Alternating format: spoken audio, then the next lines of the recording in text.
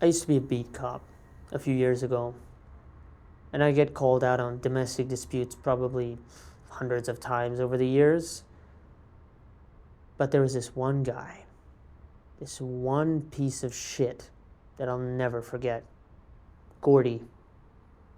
He looked like the Mount from Game of Thrones. Big boy.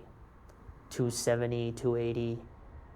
But his wife, or whatever she was, a lady, she was real small. Like a bird. Wrists like little tree branches. Anyway, every weekend, my partner and I would get called over there, and one of us would pull her aside and say, "Come on, tonight's the night we press charges." And, this wasn't one of those deep down, he really loves me setups. We got a lot of those, but not this. This girl was scared.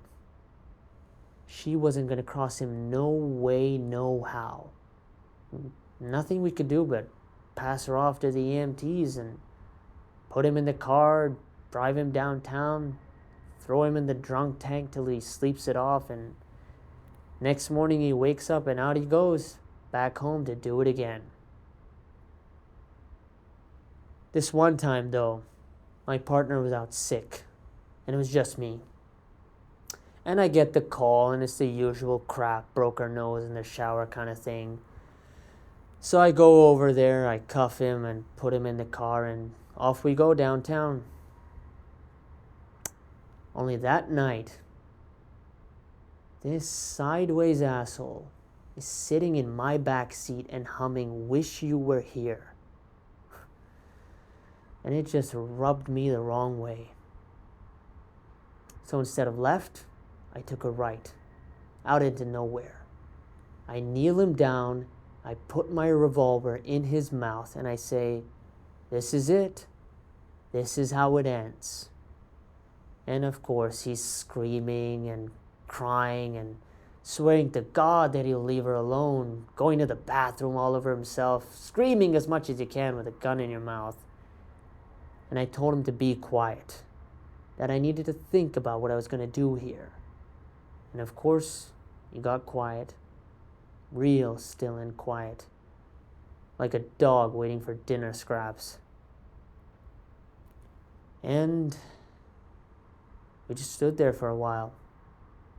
Me acting like I was thinking things over, and Prince Charming kneeling in the dirt with shit in his pants. A few minutes go by and I take my gun out of his mouth and I say, "So help me if you touch her again," and such and blah, blah, blah, blah. Just a warning, of course. Just trying to do the right thing. But then 2 weeks later, he kills her. Of course. Caved her head in with the base of a wearing blender. When we got there, there was so much blood, you could taste the metal.